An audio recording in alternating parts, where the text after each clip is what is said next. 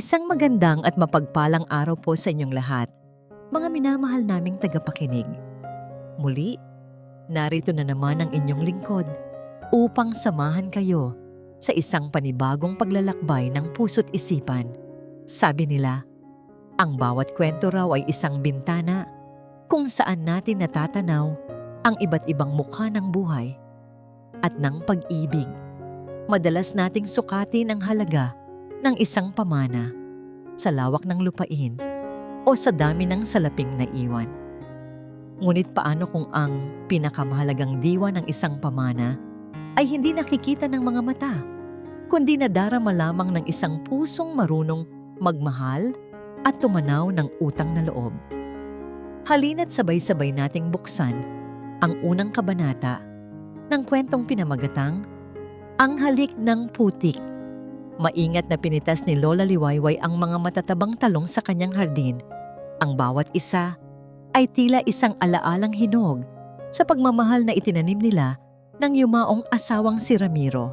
Ang sinag ng araw sa baryo Sinagtala ay may kakaibang init at lambing, katulad ng mga ngiti ng kanyang asawa na malinaw pa rin sa kanyang isipan. Sa bawat halamang kanyang dinidiligan, bumabalik ang tinig ni Ramiro na nagsasabing, ang ibinahagi, Wayway, ay hindi nababawasan, bagkus ay lalong pinagpapala. Kaya naman, bago pa man niya punuin ang sariling bayong, inuna muna niyang salukin ang mga pinakamagagandang ani para sa isang mas maliit na basket. Para ito kay Aling Nena, ang kapitbahay niyang may 6 na anak at laging kinakapos sa pagkain. Para kay Liwayway, ang lupang ito ay hindi lamang isang parsela ng pag-aari. Ito ay isang bukal ng biyaya na dapat ibahagi sa komunidad na naging saksi sa kanilang pag-iibigan ni Ramiro. Habang naglalakad siya patungo sa bahay ni Aling Nena, ang payapang himig ng baryo, ang huni ng mga ibon at tawanan ng mga bata, ay biglang binasag ng ugong ng isang modernong makina. Isang kumikinang at itim na sasakyan ang marahang gumapang sa bakubakong daan, nag-iiwan ng alikabok sa hangin. Napahinto ang mga tsismosa sa kanilang umpukan. Ang mga bata ay napatigil sa paglalaro. Hindi pangkaraniwan ang ganitong tanawin sa kanilang simpleng probinsya. Ngunit para kay Liwayway, ang pagtigil ng sasakyan sa tapat ng kanyang lumang bahay na gawa sa kahoy ay nagdulot ng isang pamilyar na kaba ng pananabik sa kanyang dibdib. Kilala niya ang sasakyang iyon. Mga anak ko, halos pabulong niyang sabi sa sarili, at isang matamis na ngiti ang namutawi sa kanyang mga labi. Nakalimutan na niya ang paghahatid ng gulay. Nagmamadali siyang bumalik. Ang puso'y tumatalon sa tuwa. Ilang buwan na rin mula nang huli niyang makita ang kanyang 3 anak. Mula sa sasakyan ay unang lumabas si Silakbo, ang kanyang panganay. Matikas ang tindig sa suot nitong mamahaling damit, ngunit ang kanyang mga matay maliksing sinuri ang kabuuan ng lupain na para bang tinatantiya ang halaga nito. Sumunod si Marikit, ang kanyang nag-iisang anak na babae. Ang pagyakap nito sa ina ay magaan, halos hindi dumadampi, tila natatakot na madumihan ang kanyang puting bestida. Inay, kumusta na po kayo? You look the same, sabi nito, isang nangiting pilit ang ipinakita. At sa huli, si Dalisay ang kanyang bunso. Sa lahat ng 3, ang yakap ni Dalisay ang may pinakamaraming init. Ngunit nang maghiwalay sila, hindi nito magawang salubungin ang mga mata ng ina. May lungkot at pagkakasala sa mga ito na hindi maintindihan ni Liwayway. Naku mga anak, bakit hindi man lang kayo nagsabi na darating kayo? Nakapaghanda sana ako. Masayang sabi ni Liwayway habang inaakay sila papasok sa bahay. It's a surprise, Inay, sagot ni Silakbo. Ang boses ay walang sigla. And actually, we're here for something important. Ang tuwa sa puso ni Liwayway ay unti-unting napalitan ng pag-aalala. Sa loob ng bahay habang nagtitimpla siya ng maiinom, Naramdaman niya ang lamig sa pagitan nilang mag-iina. Hindi sila nagtatanong tungkol sa kanyang kalusugan o sa mga halaman niya. Ang kanilang mga mata ay nasa lumang kagamitan, sa mga dingding na may kupas na pintura. Nang maupo sila sa paligid ng maliit na lamesang kahoy, ang parehong lamesa kung saan sila sabay-sabay na kumakain noong mga bata pa sila, inilabas ni Silakbo ang isang makapal na folder at inilatag ito sa gitna.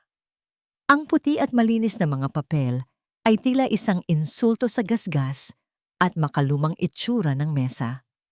Inay, panimula ni Silakbo, ang boses ay formal na parang nasa isang business meeting. Mayroon kaming offer para sa inyo, isang napakagandang offer. Napakunot ang noo ni Liwayway.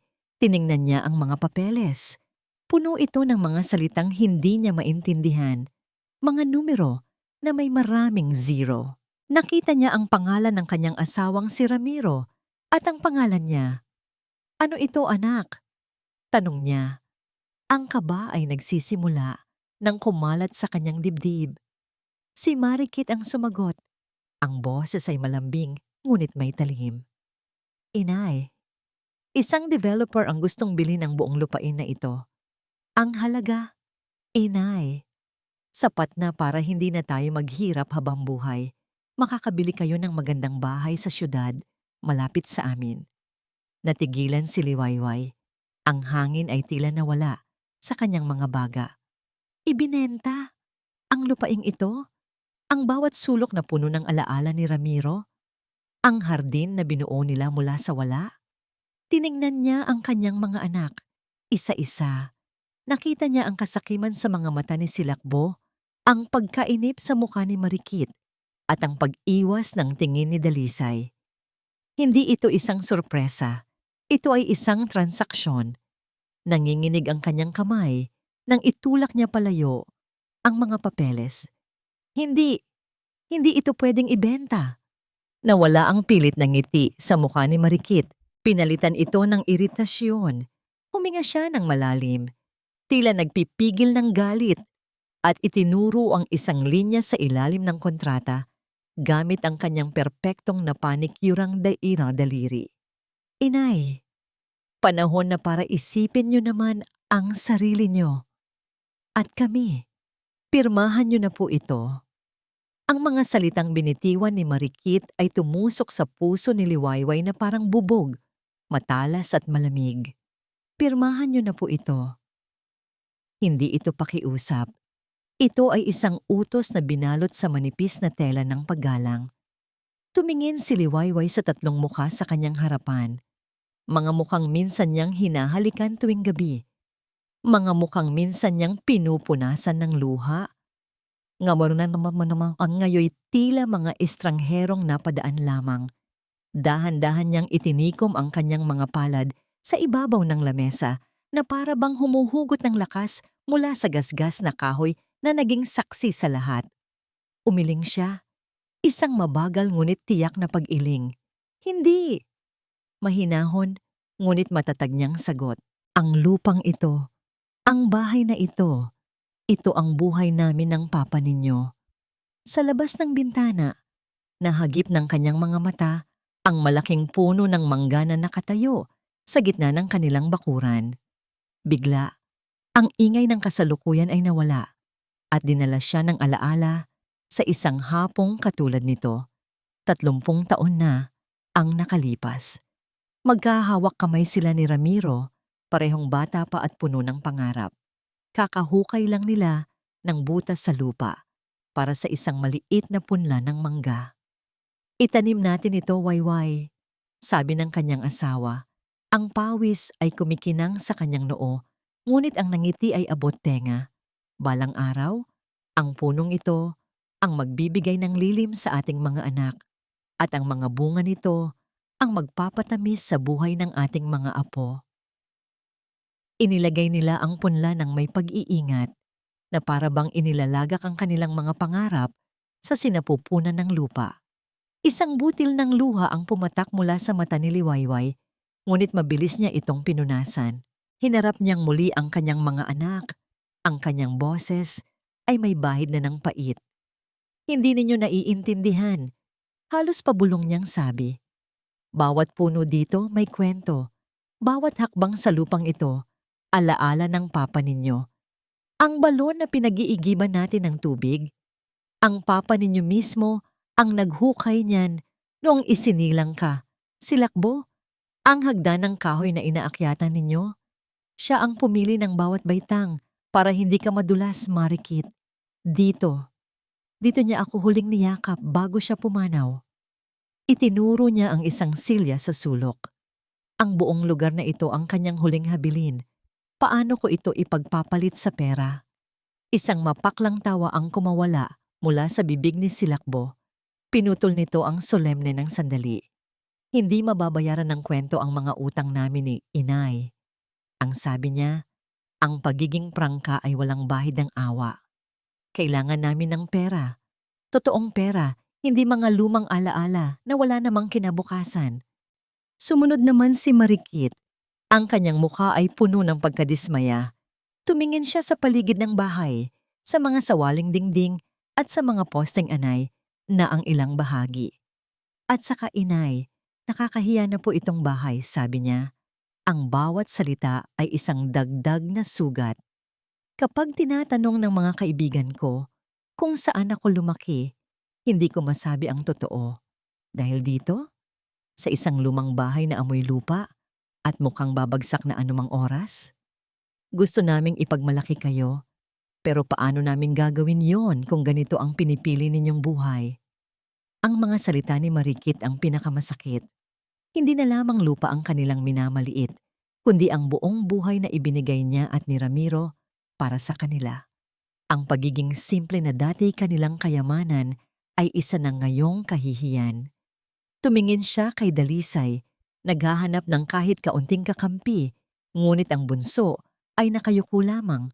Pinaglalaruan ang mga daliri, isang duwag na hindi makatingin sa mata ng katotohanan. Naramdaman ni Liwayway ang pag-akyat ng galit sa kanyang dibdib, isang banal na galit na ipinanganak mula sa nasaktang pagmamahal. Tumayo siya at sa unang pagkakataon, ang kanyang tinig ay nagkaroon ng bigat at awtoridad. Kung kahihiyan sa inyo ang bahay na ito, malaya kayong umalis. Kung ang mga alaala ng inyong ama ay basura lamang sa inyo, huwag ninyong halongkatin. Pero habang ako ang nabubuhay, walang kahit sinong magagalaw sa lupang ito. Ito ang aking tahanan. Ito ang pamana ng papa ninyo. Tapos ang usapan. Nagulat ang tatlo sa biglaang pagbabago ng kanilang ina. Ngunit ang pagkabigla ni Silakbo ay mabilis na napalitan ng matinding inis. Tumayo rin siya, at ang kanyang taas ay tila isang banta sa maliit na figura ng kanyang ina. Idinuro niya ang folder sa lamesa. Hindi pa tayo tapos, Inay, mariin niyang sabi. Ang kanyang panga ay nanigas. Kung ayaw niyo sa maayos na usapan, gagawin namin to sa paraang gusto namin. Ang pag-alis ng tatlong magkakapatid sa loob ng bahay ay hindi nagdulot ng kapayapaan, kundi ng isang makapal at mabigat na katahimikan. Sa loob ng kumikinang na sasakyan, ang aircon ay lumalamig, ngunit ang hangin sa pagitan nila ay nag-aapoy sa tensyon. Si Silakbo ay paulit-ulit na hinahampas ang manibela. Ang kanyang mukha'y kulubot sa galit. Si Marikit naman ay nakatingin sa labas. Ang kanyang magandang mukha ay nababalutan ng inis. At si Dalisay ang bunso ay nakaupo sa likuran, ninanais na sana'y maging hangin na lamang siya. Pinakinggan niya ang pagtatalo ng kanyang mga kapatid at bawat salita ay parang asidong tumutunaw sa kanyang kalooban.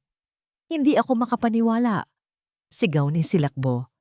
She chose that pile of dirt over us, over her own children. This is embarrassing, singit ni Marikit. Inaayos ang kanyang buhok na para bang ang gulo sa loob ay makikita sa kanyang itsura. What do we do now? We can't just leave. I already told my friends I'm selling a provincial property. Nakinig lamang si Dalisay. Nakita niya ang itsura ng kanilang ina kanina. Ang sakit, Ngunit kasabay nito ang lakas. Isang bahagi sa kanya ang nais bumalik at humingi ng tawad. Ngunit ang takot niya kay Silakbo at ang kahihiyan niya kay Marikit ay mas malakas. Biglang tumahimik si Silakbo. Isang mapanganib na ngiti ang sumilay sa kanyang mga labi. Tumingin siya kay Marikit sa rearview mirror.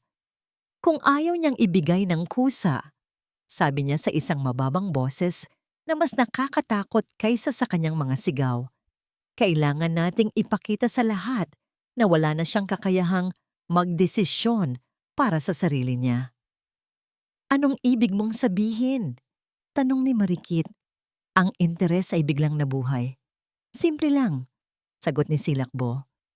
Kakausapin natin ang mga kapitbahay. Ipapamukha natin sa kanila na kailangan nating ibenta ang lupa para sa kapakanan ni Inay. Sasabihin nating ulyanin na siya. Nanlaki ang mga mata ni Dalisay. Kuya, hindi tama yan! Mahina niyang protesta. Isang matalim na tingin ang ipinukol sa kanya ni Silakbo mula sa salamin. Manahimik ka, Dalisay. Wala kang alam sa mga problema namin. Kung gusto mo pa ring makatikim ng perang ito, tumulong ka na lang. At sinimulan nila ang kanilang maruming plano. Unang bumaba ng sasakyan si Marikit. Ang kanyang mukha ay biglang nag-iba. Mula sa pagiging mainitin ng ulo, naging mukha ito ng isang nag-aalalang anak. Nilapitan niya si Aling Nena, ang kapitbahay na dapat sana'y bibigyan ng gulay ni Liwayway. Mula sa bintana ng kotse, pinanood ni Dalisay ang pag-arte ng kanyang ate. Nakita niya ang kunwaring pagpatak ng luha, ang malungkot na pagkukwento. Hindi niya marinig ang mga salita, ngunit nababasa niya ang eksena. Kawawa naman si Inay, nawawala na sa sarili. Kailangan po namin ng pera para sa mga gamot niya, para sa alaga sa kanya. Nakita niya ang pagbabago sa mukha ni Aling Nena mula sa pagtataka tungo sa awa at pag-unawa. Bumaliktad ang sikmura ni Dalisay. Ito ang unang patak ng lason at siya, sa kanyang pananahimik, ay kasabot sa pagpatak nito. Kinagabihan, habang ang kanyang mga kapatid ay nagpaplano sa sala, nakita ni Dalisay ang kanyang ina na mag-isang nakaupo sa hardin, kausap ang mga halaman. Mukha itong pagod at malungkot. Tinipon niya ang lahat ng kanyang lakas ng loob at nilapitan ito. Inay, panimula niya, ang boses ay nanginginig. Lumingon si Liwayway at sa isang saglit, isang sinag ng pag-asa ang dumaan sa mga mata nito. Dalisay, anak?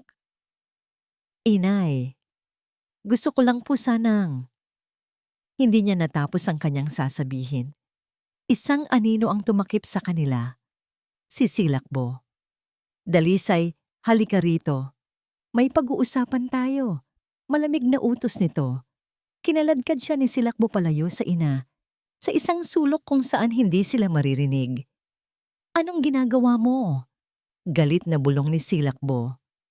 Don't you dare ruin this. Tandaan mo, Dalisay, sa lahat ng naging problema mo, sino ang sumalo sa'yo? Huwag mong isipin na dahil lang sa kaunting konsensya, kakalimutan ko ang lahat ng utang mo sa akin. Ang banta ay malinaw. Ang pagkakasala ni Dalisay ay muling tinakpan ng takot. Tumango na lamang siya at bumalik sa loob ng bahay, iniwang muli ang kanyang ina sa dilim. Kinabukasan, naramdaman agad ni Liwayway ang epekto ng lason. Ang mga ngiti ng kapitbahay na dati mainit ay naging pilit at puno ng awa. Ang mga dating nakikipagkwentuhan sa kanya ay umiiwas na ng tingin. Dala ang isang basket ng bagong pitas na sitaw. Nilapitan niya ang bahay ni Aling Nena, ang kaibigan niyang laging handang makinig. Ngunit bago pa man siya makatawag, lumabas si Aling Nena at sa kanyang mukha ay bakas ang pagkailang. Nako, Aling Wayway, salamat na lang po, sabi nito. Hindi man lang tumitingin sa basket. Busog pa po kami. Pero paborito ito ng mga bata. Pilit ni Liwayway naguguluhan. Yumuko si Aling Nena. Ang boses ay halos isang bulong na puno ng hiya. Pasensya na po, Aling Wayway. Ayaw po naming makialam sa gulo ng pamilya niyo. Pagkasabi niyon, mabilis itong pumasok sa loob at isinara ang pinto. Naiwan si Liwayway na nakatayo roon, hawak ang basket ng sitaw. Ang simpleng pagtanggi ay mas masakit pa sa isang sampal. Naramdaman niya ang pader na biglang itinayo sa pagitan niya at ng mundong dati kanyang kanlungan. Ang kanyang mga anak ay hindi lamang sinusubukang kunin ang kanyang lupa. Sinisira rin nila ang kanyang mundo, isang kapitbahay bawat sandali. Ang mga sumunod na araw para kay Liwayway ay naging isang ehersisyo ng pagtitiis. Ang bahay na dati kanlungan ay tila naging isang kulungan. Ang kanyang mga anak ay naroon.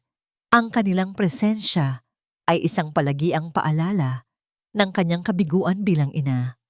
Ang mga simpleng usapan ay nawala, napalitan ng mga pasaring at iritadong buntong hininga.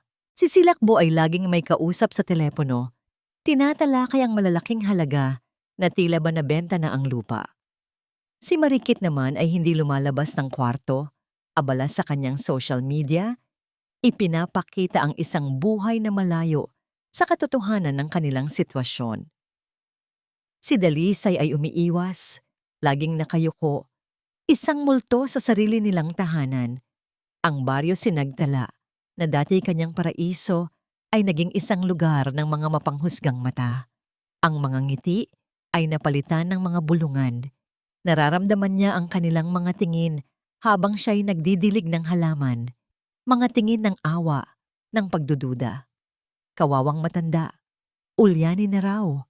Naririnig niya ang mga salitang hindi sinasabi. Ang lason ay kumalat na. Isang gabi, hindi na makatulog si Liwayway. Ang bigat sa kanyang dibdib ay halos hindi na niya makaya. Dinala siya ng kanyang mga paa sa lumang aparador kung saan nakatago ang mga gamit ni Ramiro. Ang amoy ng lumang kahoy at ng damit ng kanyang asawa ay nagdulot ng kaunting ginhawa. Doon, sa ilalim ng mga nakatuping barong, naroon ang isang maliit na baul na kahoy. Ang kanilang baul ng kayamanan. Binuksan niya ito. Sa loob ay hindi ginto o alahas, kundi mga bagay na mas mahalaga pa roon. Mga litrato nilang dalawa noong sila'y mga bata pa, ang unang sapatos ng kanilang mga anak, at isang tumpok ng mga liham na nakatali sa isang kupas na laso. Ito ang mga liham na ipinapadala sa kanya ni Ramiro noong nanliligaw pa ito. Kumuha siya ng isa. Nanginginig ang kanyang mga kamay habang binubuklat ang naninilaw na papel. Ang sulat kamay ng kanyang asawa ay malinaw pa rin. Mahal kong Liwayway. Biglang, ang boses ni Ramiro ay umaling-awngaw sa kanyang isipan, malinaw na parang kahapon lang. Isang araw na naman ang lumipas na hindi kita nasilayan, at tila ba isang taon ang katumbas nito sa aking puso. Huwag kang mag-alala, aking hiyas. Darating ang araw, itatayo natin ang ating munting paraiso. Isang tahanan kung saan ang pundasyon ay pag-ibig at ang mga haligi ay ang ating mga pangarap. Isang lugar kung saan hindi masusukat sa pera ang yaman, kundi sa lakas ng tawanan at sa init ng ating mga yakap. Mahal na mahal kita, Wayway ko. Ang mga luhang kanina pa niya pinipigilan ay bumuhos na. Niyakap niya ang sulat sa kanyang dibdib. Oh, Ramiro, hagulgol niya. Nasaan ang paraisong pinangarap natin? Bakit ang mga anak natin? Bakit sila nagkaganito? Habang inaayos niya pabalik ang mga liham, may napansin siyang kakaiba sa ilalim ng baul. Isang lihim na kompartimento. Maingat niya itong binuksan. Sa loob, nakabalot sa isang malinis na panyo, ay isang maliit at antigong tansong susi. Hindi niya ito kailanman nakita noon. Ano ang binubuksan nito? Kasabay ng pagkatuklas sa susi, isang tunog ang bumasag sa katahimikan ng gabi. Ang kanyang lumang cellphone ay nagri-ring, isang numero na hindi rehistrado. Nag-aalangan man, sinagot niya ito. Hello? Magandang gabi po.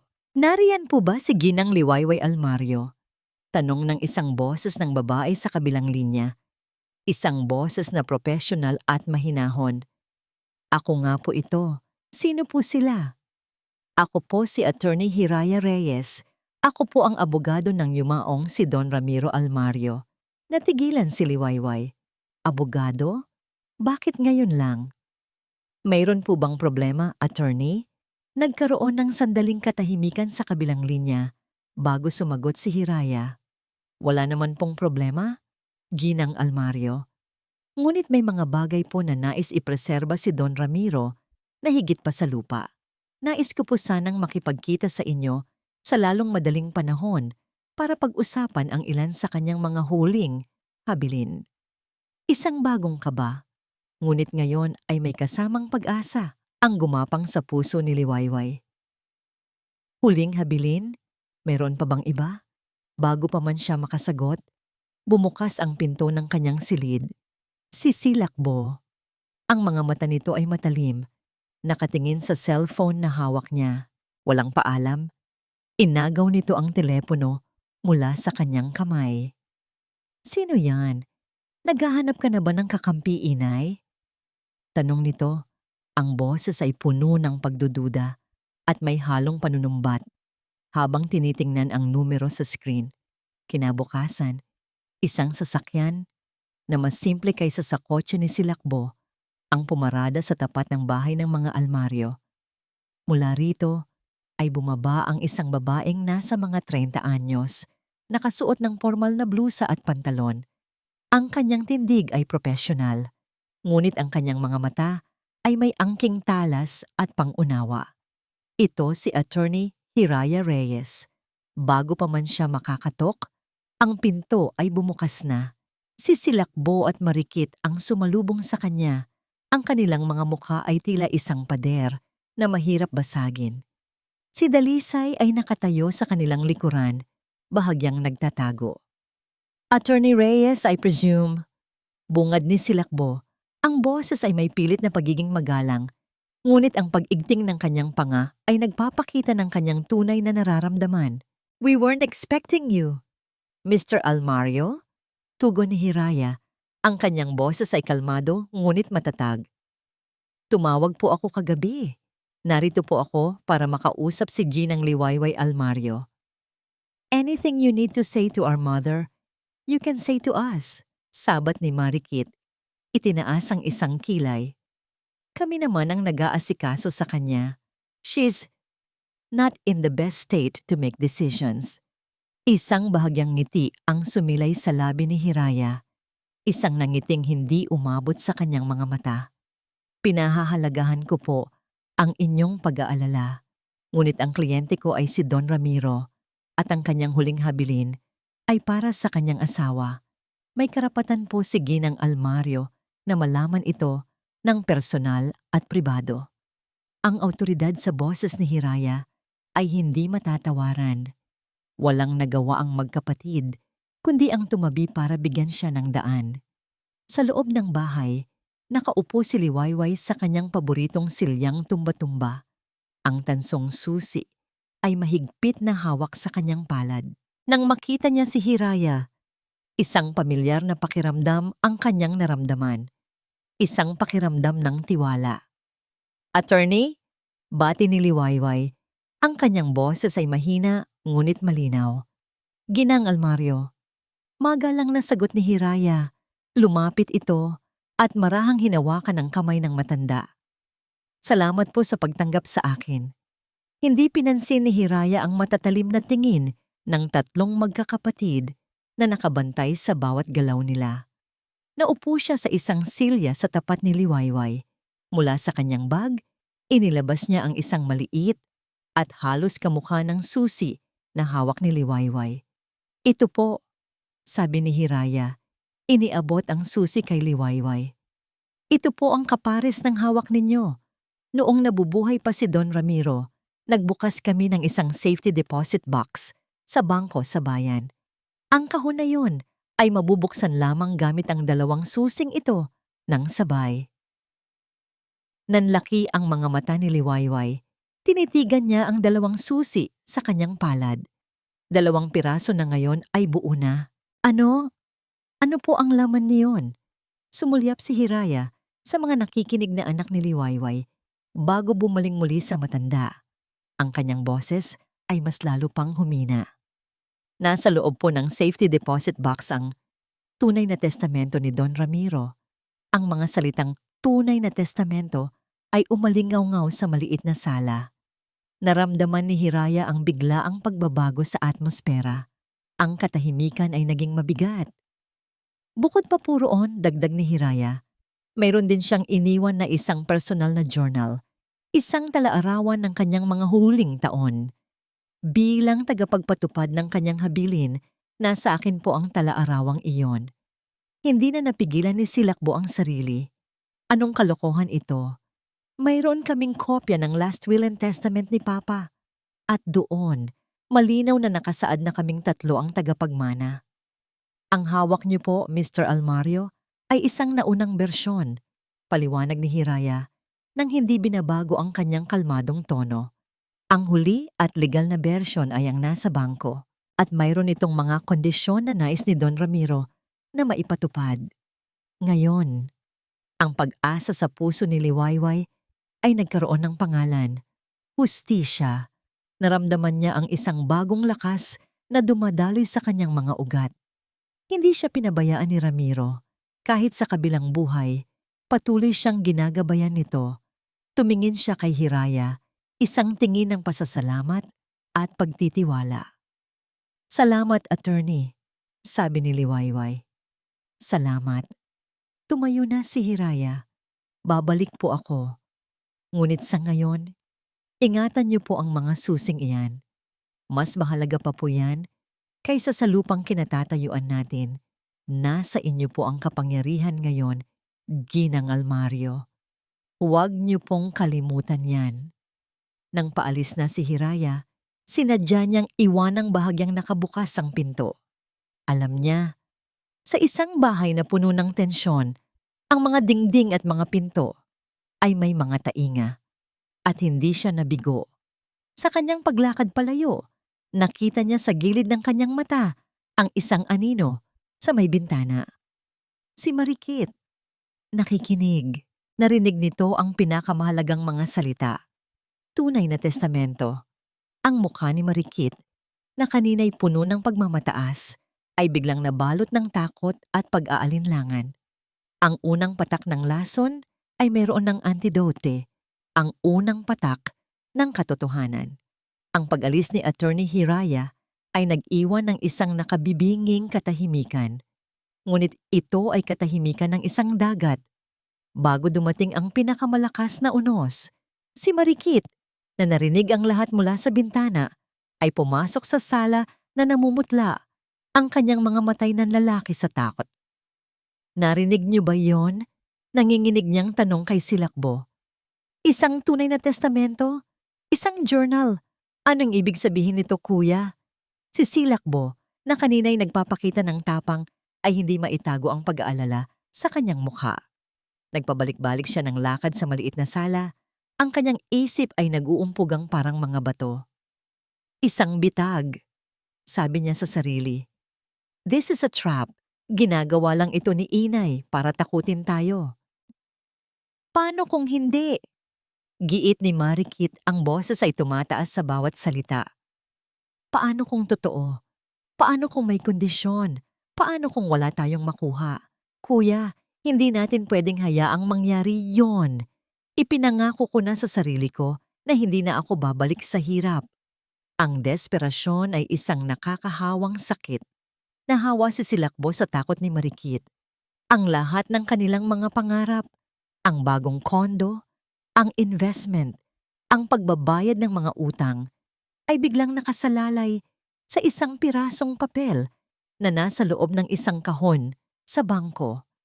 Hindi na sila maaring maghintay. Kailangan nilang makuha ang pirma ng kanilang ina. Ngayon din, isang masamang ideya ang nabuo sa isip ni Silakbo. Tumingin siya sa kanyang mga kapatid. Ang kanyang mga matay nagliliyab sa determinasyon. Kung kailangan nating maging kontrabida sa kwentong ito, sabi niya, gagawin natin. At sinimulan nila ang pinakamalupit na pag-arte ng kanilang buhay. Biglang hinawakan ni Silakbo ang kanyang cellphone at nagpanggap na may tumatawag. Ang kanyang muka ay nagpakita ng kunwaring gulat at takot. Ano? Nariyan na kayo? Sigaw niya sa telepono. Sapat na malakas para marinig ng kanilang ina mula sa kusina. Sandali lang. Huwag muna. Bigyan niyo pa ako ng ilang araw. Makukuha ko ang pera. Pabalagsak niyang ibinaba ang tawag. Humihingal na parang tinakbo ang 1 kilometro. Tumingin siya kina Marikit at Dalisay na may luha sa mga mata. Ang mga pinagkakautangan ko, sabi niya, ang boses ay basag. Nandito na sila sa bayan. Kapag hindi ako nakapagbayad ngayon, ipakukulong nila ako. Iyon ang hudyat ni Marikit. Sumugod siya papasok ng kusina kung saan naghahanda ng merienda si Liwayway. Lumuhod siya sa harap ng ina, yumakap sa mga binti nito at nagsimulang humagulgol. Inay, parang awan niyo na. Iyak niya. Tulungan niyo si kuya. Tulungan niyo kami. Ayokong makita si kuya na nakakulong. Inay, pirmahan niyo na po ang kontrata. Para sa amin. Para sa pamilya natin. Si Dalisay ay nakatayo lamang sa isang sulok, hindi makagalaw. Alam niyang lahat ng ito ay isang kasinungalingan. Isang masamang dula. Ngunit ang tingin na ipinukol sa kanya ni Silakbo ay isang babala. Isang utos na manahimik. Si Liwayway na naawa sa pag-iyak ni Marikit ay hinaplos ang buhok nito. Ngunit sa likod ng awa, mayroon ng pagdududa. Ang pagbisita ni Hiraya ay nagbigay sa kanya ng kalasag. Marikit anak, kung may problema sa pera si kuya mo, bakit hindi niya sinabi sa akin noon pa? Ang tanong na yon ay tila nagsindi ng dinamita. Tumayo si Silakbo at sinipa ang isang silya. Dahil ayaw ko na kayong mag-alala, inay. Dahil gusto kong ayusin ang mga problema ko ng mag-isa. Pero ngayon, wala na akong pagpipilian. At kayo, anong ginagawa ninyo? Mas mahalaga pa sa inyo ang isang pirasong lupa kaysa sa kalayaan ng sarili ninyong anak? Nag-init ang ulo ni Marikit. Tumayo siya, ang mga luhay nawala at napalitan ng galit. Hindi niyo ba nakikita, inay? Palagi na lang ganito. Sarili niyo lang ang iniisip niyo. Simula nung namatay si Papa, hindi niyo na kami inintindi. Ang mahalaga lang sa inyo ay itong lumang bahay na ito at ang mga patay na alaala. Hindi yan totoo. Sigaw ni Liwayway, nasasaktan sa mga akusasyon. Totoo yon, hiyaw ni Marikit. Kayo ang may kasalanan kung makukulong ang kapatid ko. Kayo. Sinubukan ni Dalisay na umawat. Tama na ate. Kuya. Huwag kang makialam dito, Dalisay. Sigaw ni Silakbo, itinulak ang kapatid palayo. Ang sala ay naging isang entablado ng sigawan at panunumbat. Dinala ni Silakbo ang kontrata at ang bulpen at halos isaksak sa mukha ng kanyang ina. Pirmahan niyo na ito, inay. Ngayon din. Hindi. Matigas na sabi ni Liwayway. Itinutulak ang papel palayo. Nagdilim ang paningin ni Marikit. Ang lahat ng kanyang pagkabigo, ang lahat ng kanyang inggit sa kanyang mga kaibigan, ang lahat ng kanyang galit sa kanilang kahirapan. Lahat ay naipon at bumuhos sa isang sandali ng purong sama ng loob. Tumingin siya sa kanyang ina, hindi bilang isang anak, kundi bilang isang kaaway na humahadlang sa kanyang kaligayahan. Alam niyo, inay, sabi niya, ang kanyang boses ay naging malamig at puno ng lason. Sana hindi na lang kayo ang naging ina namin. At sa kasagsagan ng kanyang galit, sa gitna ng pag-iit ng kanyang ina at pagpupumilit ni Silakbo, malakas na itinulak ni Marikit si Liwayway, hindi iniisip kung saan ito babagsak. Ang oras ay tila bumagal. Para kay Liwayway, ang bawat sandali ng kanyang pagbagsak ay tumagal ng isang kawalang hanggan. Ang malakas na tulak ni Marikit ay nag-alis ng kanyang balanse. Ang kanyang mga paa ay nawalan ng sahig at ang kanyang katawan na marupok na dahil sa edad, ay walang nagawa, kundi ang sumuko sa puwersa ng galit. Bumagsak siya palabas ng pinto, sa lupang basa at maputik dahil sa ulan kagabi. Splash! Ang tunog ng kanyang pagbagsak sa putikan ay hindi malakas, ngunit para sa kanya, ito ay mas nakabibingi kaysa sa isang pagsabog. Una, naramdaman niya ang lamig. Ang basang putik ay agad na pumasok sa kanyang duster, dumikit sa kanyang balat na parang isang malamig na kamay mula sa ilalim ng lupa. Pagkatapos, naramdaman niya ang sakit, isang matalas na kirot sa kanyang balakang at likod. Ngunit ang sakit na yon ay walang-wala kumpara sa sakit na dumurog sa kanyang puso. Dahan-dahan, sinubukan niyang bumangon. Ang kanyang mga kamay ay lumubog sa malagkit na putik. Mula sa kanyang kinabagsakan, tumingala siya. At doon, nakita niya sila. Ang kanyang 3 anak, nakatayo sa may pintuan na parang mga estatwang inukit mula sa yelo. Ang mukha ni Silakbo ay walang emosyon, isang blangkong pader. Ang mukha ni Marikit ay may bakas ng pagkagulat, ngunit walang bahid ng pagsisisi o awa. At si Dalisay, nakatakip ang bibig ng kanyang mga kamay, ang kanyang mga matay nanlalaki sa takot, ngunit ang kanyang mga paa ay tila nakapako sa sahig. Walang gumalaw, walang lumapit, walang nag-alok ng tulong. Para silang nanonood ng isang palabas na hindi nila gusto, ngunit hindi rin sila makaalis. Sa mga mata ni Liwayway, hindi na niya nakita ang mga sanggol na minsan niyang kinarga. Hindi na niya nakita ang mga batang minsan niyang inalagaan kapag may sakit. Ang nakita niya ay 3 estranghero na may mga mukha ng kanyang mga anak. At sa sandaling iyon, isang bagay sa loob ni Liwayway ang namatay. Iyon ay ang bulag na paniniwala na ang pag-ibig ng isang ina ay sapat na para baguhin ang sinuman. Iyon ay ang walang katapusang pag-asa na balang araw, babalik sila sa dati.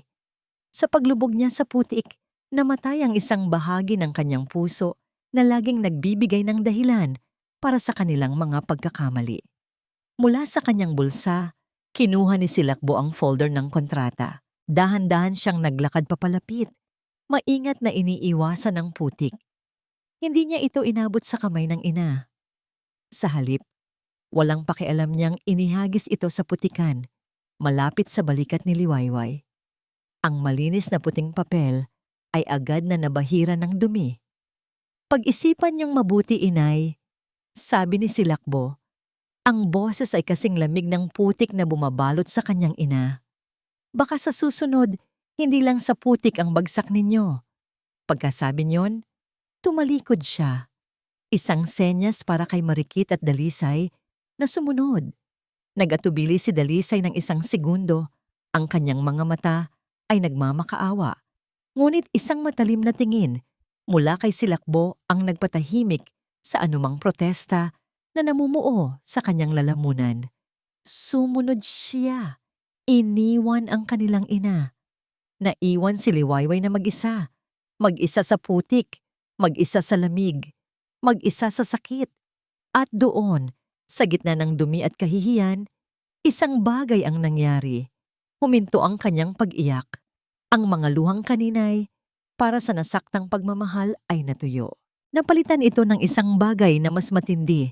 Hindi galit, hindi paghihiganti, kundi isang malinaw at matibay na desisyon. Tumingin siya sa kanilang bahay, ang bahay na minahal niya, ang bahay na ipinaglaban niya. Tumingin siya sa kontratang nakalublob sa putik. At tumingin siya sa sarili niyang mga kamay na puno ng dumi ng lupang minamahal niya. Pinilit niyang itayo ang sarili. Bawat galaw ay may kasamang sakit, ngunit hindi niya ito ininda. Dahan-dahan siyang tumayo. Ang putik ay tumutulo mula sa kanyang damit. Mula sa kanyang buhok, nakatayo siyang muli. Marumi sa labas, ngunit sa loob, isang apoy ang nagsimulang mag-alab. Isang apoy na hindi na kayang patayin ng kahit sinong anak. Ang babaeng bumagsak sa putikan ay isang ina na nagmamahal ng walang kondisyon. Ngunit ang babaeng tumayo mula rito ay si Liwayway Almario, ang tagapangalaga ng pamana ni Ramiro, at hindi na siya muling magpapatalo. Kinabukasan, isang formal na imbitasyon ang inihatid ni Attorney Hiraya sa tatlong magkakapatid. Isang family meeting daw para sa maayos na pag-uusap. Dumating sina Silakbo at Marikit na may halong pagtataka at pagmamalaki. Sa kanilang isipan, ang biglaang pagtawag na ito ay nangangahulugan lamang ng isang bagay. Sumuko na ang kanilang ina. Pumasok sila sa sala na tila mga general na nanalo sa isang gizera. Ngumisi si Silakbo kay Marikit. "Sinabi ko na sa'yo kaunting pressure lang bibigay din yan." "Finally," bulong ni Marikit. Abala na sa pag-iisip kung anong kulay ng bag ang bibilhin niya. Mukhang natauhan na rin si Inay. Si Dalisay ay nasa likuran nila. Ang kanyang mga balikat ay nakakrus. Ang kanyang mga matay nakatutok sa sahig. Ang imahe ng kanilang ina, na puno ng putik, ay hindi nawawala sa kanyang isipan. Hindi ito tagumpay para sa kanya. Ito ay isang mabigat na pasanin sa kanyang konsensya. Si Attorney Hiraya ay nakaupo na sa kabisera ng lumang lamesang kahoy. Ang kanyang postura ay kalmado at nasa kontrol. Sa harap niya ay isang selyadong brown envelope at isang laptop. "Maupo kayo," sabi niya. Ang kanyang boses ay formal at walang emosyon. Ngunit bago pa sila makaupo, bumukas ang pinto ng silid. Pumasok si Lola Liwayway at sa isang iglap, nawala ang lahat ng hangin ng pagmamayabang sa silid. Hindi ang ina nilang nakaduster na amoy lupa ang pumasok. Ang babaeng nasa harapan nila ngayon ay nakasuot ng isang simple ngunit malinis na bestida. Ang kanyang puting buhok ay maayos na nakapusod. Tumayo siya ng tuwid. Ang kanyang mga kamay ay magkasalikop sa kanyang harapan. Ngunit ang pinakamalaking pagbabago ay nasa kanyang mga mata. Wala na ang lungkot, wala na ang awa. Ang naroon ay isang kalmadong lamig, isang determinasyon na parang bakal. Tumingin siya sa kanyang mga anak, hindi bilang ina, kundi bilang isang taong hindi na nila kilala. Naupo siya sa silyang nasa tapat ni Hiraya, sa kabilang dulo ng mesa, na naglalagay ng isang malinaw na distansya sa pagitan niya at ng kanyang mga anak. Nagkaroon ng isang hindi komportableng katahimikan. Maging si Silakbo ay hindi makapagsalita. Binuksan ni Hiraya ang brown envelope at inilabas ang isang dokumentong may formal na selyo. Isinuot niya ang kanyang salamin at nagsimulang magbasa. Ito ang huling habilin at testamento ni Don Ramiro Almario, na may petsang. Sinimulan niyang basahin ang mga legal na formalidad. Narinig ni na Silakbo at Marikit ang kanilang mga pangalan bilang mga tagapagmana at nagpalitan sila ng isang mabilis at panatag na sulyap. "Ito na yon. Ang lahat ng aking ari-arian, kasama na ang lupain sa baryo Sinagtala, ay ipinapamana ko sa aking tatlong anak, Silakbo, Marikit, at Dalisay Almario." Isang ngiti ng tagumpay ang namuo na sa labi ni Silakbo. Ngunit, pagpapatuloy ni Hiraya at ang isang salitang iyon ay nagpabago sa lahat. Ang kanyang boses ay bumaba, naging mas mabigat at mas makahulugan. Ngunit, ang paglilipat ng pagmamay-ari na ito ay mayroong isang hindi mababaling kondisyon. Tumingin siya mula sa papel at tinitigan ang tatlong magkakapatid, isa-isa. "Ang aking pamana ay ibibigay lamang sa kanila kung sa loob ng 1 taon mula sa araw ng aking kamatayan ay mapapatunayan nila sa gawa at hindi sa salita ang isang walang pasubali at dalisay na pagmamahal at paggalang sa kanilang ina, ang aking pinakamamahal na si Liwayway." Parang isang bombang sumabog ang mga salitang yon sa gitna ng kanilang katahimikan. Kung walang sino man sa kanila ang makakatupad sa kondisyong ito, o kung mapapatunayan na ang kanilang pakikitungo sa kanilang ina ay nagdulot dito ng sakit at pagdurusa, ang testamentong ito ay mawawalan ng bisa. Sa pagkakataong yun, ang lahat ng aking ari-arian, nang walang anumang pag-aalinlangan, ay mapupunta sa buong kontrol at pagmamayari ng aking asawang si Liwayway Almario upang gamitin niya sa paraang alam niyang tama at karapat-dapat. Nawala ang kulay sa mukha ni Marikit. Ang kanyang bibig ay bahagyang nakabuka sa pagkabigla. Si Silakbo naman ay napatayo. Ang kanyang kamao ay nakakuyom. Kalokohan yan, sigaw niya. That's not legal. Gawa-gawa niyo lang yan. Si Dalisay ay napayuko at ang mga luhang kanina pa niya pinipigilan ay nagsimula ng pumatak. Hindi ito gulat para sa kanya. Ito ay kumpirmasyon ng kanyang kasalanan. Kalmadong ibinaba ni Hiraya ang dokumento. Tiningnan niya si Silakbo ng diretso sa mata. Lahat ng ito ay legal, Mr. Almario, at nasaksihan ng 2 testigo. Ang tanong ngayon, sabi niya, ang kanyang tingin ay lumipat kay Marikit at pagkatapos ay kay Dalisay. Sa loob ng halos 1 taon mula nang pumanaw si Don Ramiro, sino sa inyo ang nakatupad sa kondisyon? Isang nakabibinging katahimikan ang muling namayani. Ang tanging maririnig ay ang pigil na paghikbi ni Dalisay. Bago pa man makabuo ng isa pang kasinungalingan si Silakbo, kinuha ni Hiraya ang laptop sa kanyang harapan at binuksan ito. At para walang duda, sabi niya, ang kanyang mga daliri ay handa na sa keyboard. May iniwan ding video message si Don Ramiro. Pinindot ni Attorney Hiraya ang play. Bumungad sa screen ng laptop ang pamilyar na mukha ni Don Ramiro. Nakaupo siya sa kanyang paboritong silya sa kanilang hardin. Ang puno ng mangga ay nasa kanyang likuran. Mukha siyang mas payat at mas matanda kaysa sa huling alaala sa isip ng kanyang mga anak. Ngunit ang kanyang mga mata ay meron pa ring dating kislap, isang kislap ng pagmamahal at ngayon nila nakikita ng malalim na kalungkutan. Nagsimula siyang magsalita. Ang kanyang boses ay mahina, ngunit malinaw. Tila ba bumubulong sa bawat isa sa kanila mula sa kabilang buhay. Silakbo, Marikit, Dalisay, mga anak ko, panimula niya. Kung pinapanood ninyo ito, ibig sabihin ay wala na ako. Huwag kayong malungkot. Nagpapasalamat ako sa Diyos para sa buhay na ipinahiram niya sa akin. Nagsimulang mamuo ang luha sa mga mata ni Dalisay. Maging si Marikit ay napalunok. Hindi inaasahan ang biglaang pagbabalik ng imahe ng kanilang ama. Ang pamana ko ay hindi itong lupa. Pagpapatuloy ni Don Ramiro, ang kanyang tingin ay tila tumatagos sa screen. Ang tunay kong pamana ay ang pagmamahal na itinuro ko sa inyo. Pagmamahal sa Diyos, sa kapwa, at higit sa lahat, sa inyong ina. Siya ang pinakamahalagang regalo na ibinigay sa akin ng Panginoon. Inaasahan ko mga anak, naaalagaan ninyo siya, gaya ng pag-aalaga niya sa inyo. Biglang nag-iba ang tono ng kanyang boses. Nawala ang lambing at napalitan ng bigat. Ngunit nakikita ko na kayo. Matagal ko na kayong nakikita. Nakikita ko ang kasakiman sa mata ni Silakbo, ang kahungkagan sa buhay ni Marikit, at ang kahinaan ni Dalisay. Patawarin sila ng Diyos, sabi niya, hindi bilang isang sumbat, kundi bilang isang malungkot na katotohanan. Ang testamentong ito, ang aking huling panalangin.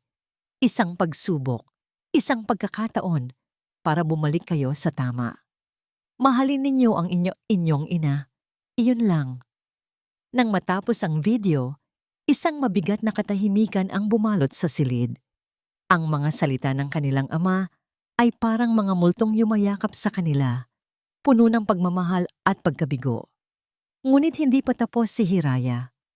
Kinuha niya ang isang makapal na itim na kwaderno, ang journal ni Don Ramiro. Makinig kayo, sabi niya at binuklat ito. Petsa, ika-15 ng Mayo, 2 buwan matapos akong operahan, dumalaw si Silakbo. Hindi niya ako kinumusta. Ang una niyang tinanong ay kung magkano na raw ang halaga ng lupa bawat metro kwadrado. Napayuko si Silakbo. Ang kanyang mukha'y namumula sa hiya. Nagpatuloy si Hiraya. Petsa, ika-24 ng Hunyo, kaarawan ni Wayway. Nagpadala ng bulaklak si Marikit, isang napakagandang buke. Ngunit nang tumawag si Wayway para magpasalamat, ang sekretarya ni Marikit ang sumagot. May meeting po si ma'am, sabi nito. Hindi na tumawag pabalik si Marikit. Napahawak si Marikit sa kanyang bibig, ang mga matay ng lalaki. Petsa ika-3 ng Setyembre, humingi ng pera si Dalisay. Malaking halaga. Ipinangako niyang babayaran. Sinabi ni Wayway na ibibigay niya ang lahat ng kanyang ipon. Hindi na nagtanong si Dalisay kung saan kukunin ng ina ang ipangkakain nito para sa susunod na buwan. Gumuho ang mundo ni Dalisay. Hagulgol na siya ng walang tunog, ang kanyang katawan ay nanginginig sa pagsisisi. Isinara ni Hiraya ang journal. Ang lahat ng ito, at marami pang iba, ay nakasulat dito. Ngunit ang batas ay hindi kumikilala sa mga salita lamang. Kailangan nito ng ebidensya. May kinuha siyang isang folder at inilabas ang isang litrato. Inilapag niya ito sa gitna ng mesa. Ang litrato, ang huling ebidensya. Si Lola Liwayway nakalugmok sa putikan. Ang kanyang damit ay puno ng dumi. Ang kanyang muka ay puno ng sakit. Ang larawan ay malinaw. Kuha mula sa bintana ng isang kapitbahay na hindi na nakatiis sa kanyang nakita. Sa likod niya malinaw ang 3 anino na tumatalikod. Iyon ang sandaling gumuho ang lahat ng depensa. Napatayo si Dalisay, itinuturo ang litrato at sumigaw. Patawad, inay! Patawad! Si Marikit ay napasubsob sa mesa. Ang kanyang mga balikat ay nayayanig sa isang tahimik ngunit malalim na pag-iyak. Ang lahat ng kanyang karangyaan, ang lahat ng kanyang pagpapanggap ay natunaw at naging purong kahihiyan. Sisilakbo lamang ang nanatiling nakatayo, nakatingin sa litrato, ang kanyang muka ay parang isang maskarang bato. Ngunit ang isang ugat sa kanyang leeg ay pumipintig, isang senyales ng labanang nangyayari sa kanyang kalooban. Tumayo si Hiraya, ang kanyang trabaho ay tapos na. Base sa testamentong nilagdaan ni Don Ramiro Almario at sa mga ebidensyang nakalap, malinaw na walang sinuman sa 3 anak ang nakatupad sa nag-iisang kondisyon. Sa bisa nito, idinedeklara ko na ang lahat ng pag-aari, titulo, at karapatan ni Don Ramiro ay ngayon, sa legal na paraan, ay pagmamay-ari na ni Ginang Liwayway Almario. Tumingin siya kay Liwayway. Tumingin din si Liwayway sa kanya. Isang tahimik na pagkilala ang dumaan sa pagitan nila. Pagkatapos, tumayo si Liwayway. Ang kanyang pagtayo ay mabagal ngunit puno ng bigat. Dahan-dahan siyang lumakad palapit, hindi sa kanyang mga umiiyak na anak, kundi sa litrato sa gitna ng mesa. Tinitigan niya ito ng matagal. Pagkatapos, itinuon niya ang kanyang mga mata sa kanyang 3 anak na ngayon ay basag na mga piraso ng kanilang dating pagkatao. At sa unang pagkakataon, mula nang magsimula ang lahat, nagsalita siya, hindi bilang isang biktima, kundi bilang may-ari ng lahat. Ngayon, sabi niya, ang kanyang boses ay kalmado, matatag, at puno ng kapangyarihan. Ako ang magpapasya. Ang mga salita ni Liwayway, ako ang magpapasya, ay binitin sa hangin, mas mabigat kaysa sa anumang hatol ng korte. Inaasahan ng kanyang mga anak ang pinakamasama, ang pagtataboy, ang panunumbat, ang paghihiganti. Inihanda nila ang kanilang mga sarili para sa galit na nararapat lamang sa kanila. Ngunit hindi galit ang ibinigay ni Liwayway. Tiningnan niya ang kanyang 3 anak. Nakita niya ang basag na pagkatao ni Dalisay na lumuluha sa pagsisisi. Nakita niya ang kahihiyan ni Marikit na nakatago sa likod ng kanyang mga palad. At nakita niya si Silakbo, nakatayo pa rin na parang bato. Ngunit sa kanyang mga mata, nakita niya ang isang kislap ng pagkalito at pagkatalo.